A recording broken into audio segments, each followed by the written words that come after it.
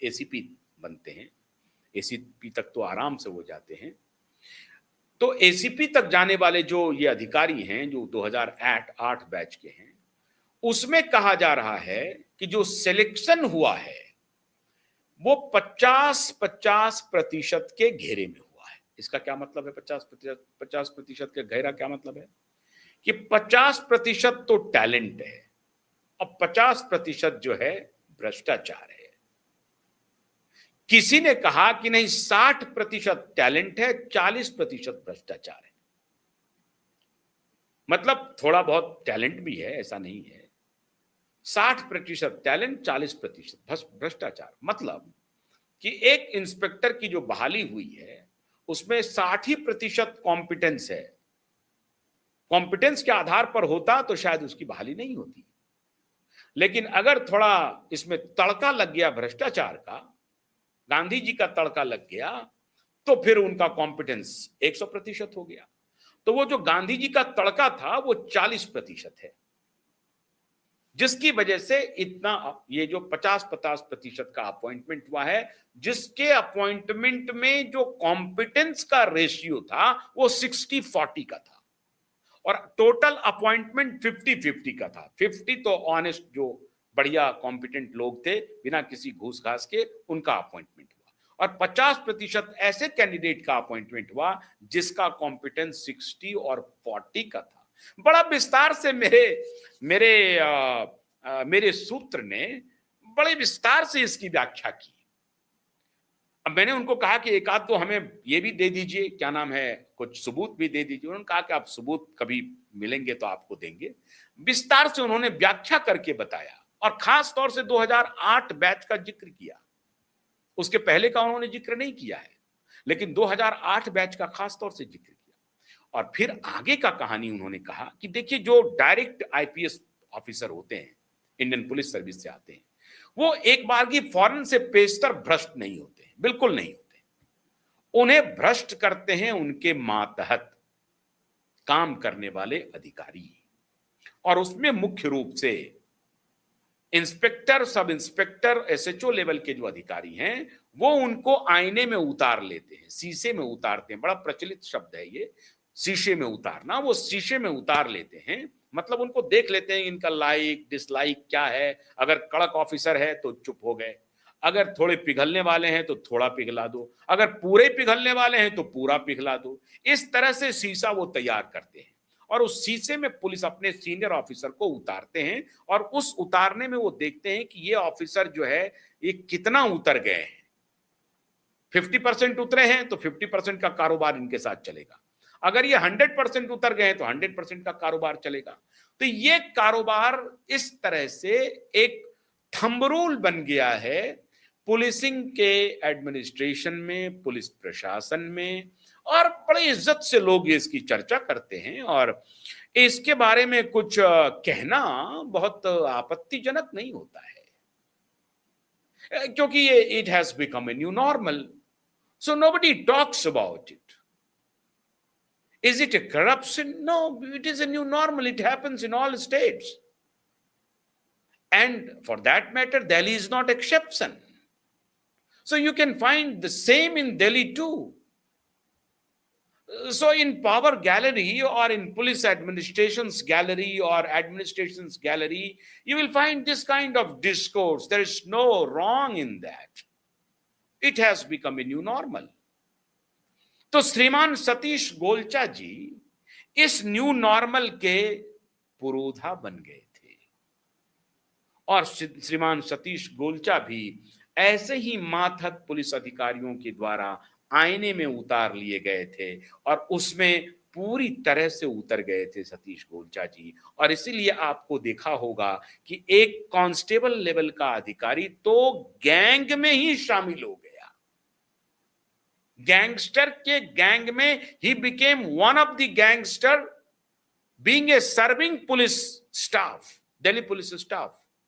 ऐसा भी हो गया।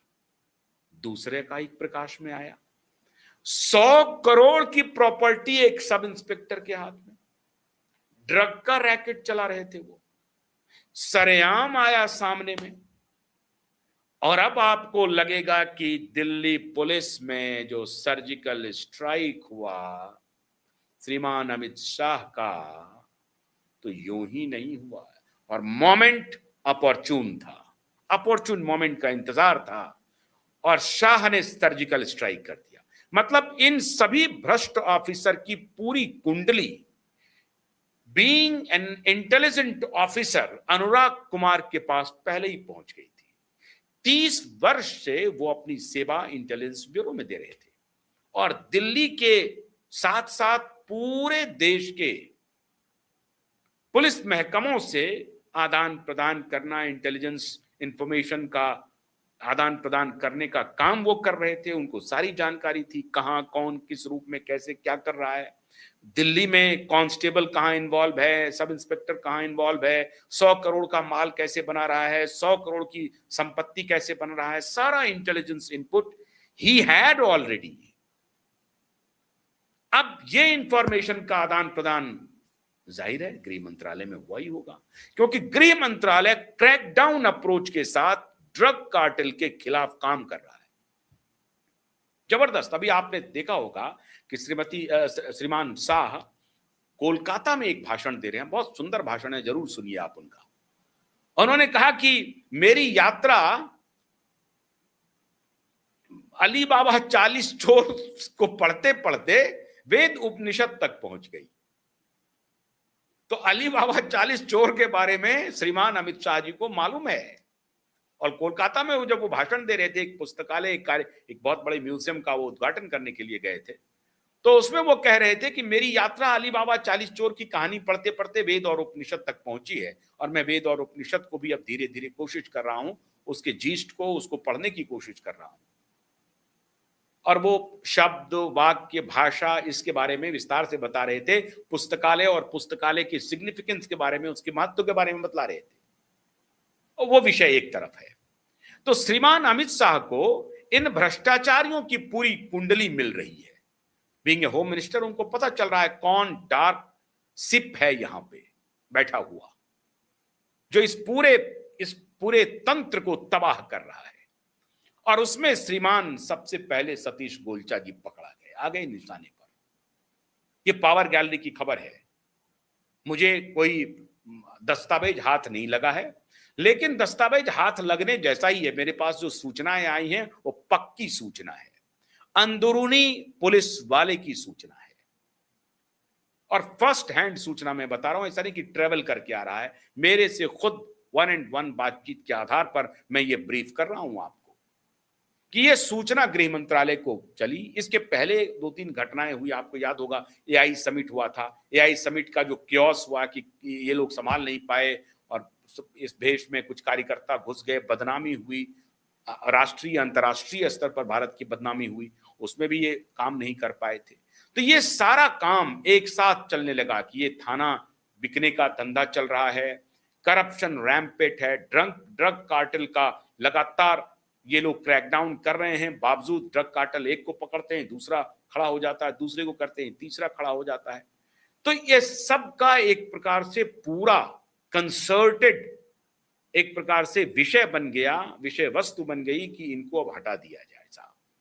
और फिर अपॉर्चुन मोमेंट आया, ये ऑपरेशन जंतर मंतर, इसीलिए ऑपरेशन कमिश्नर, दिल्ली में ऑपरेशन पुलिस कमिश्नर हो गया और ये श्रीमान शाह जी का सर्जिकल स्ट्राइक हो गया। अब देखिए एक एबल पुलिस ऑफिसर के हाथ में दिल्ली की कमान है, वो कितना, अभी इनके सामने बहुत बड़ी चुनौती आने वाली है।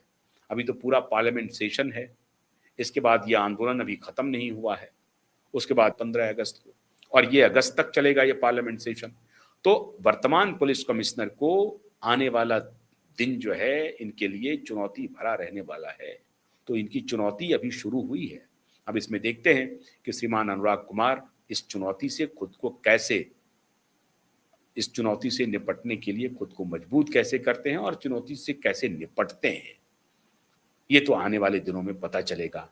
लेकिन श्रीमान सतीश गोलचा फिलहाल लाइन हाजिर कर दिए गए हैं, कोई उनको जिम्मेदारी नहीं मिली है। इसका मतलब है कि शाह गृह मंत्रालय पूरी तरह से नाराज है। बहुत बहुत शुक्रिया, नमस्कार।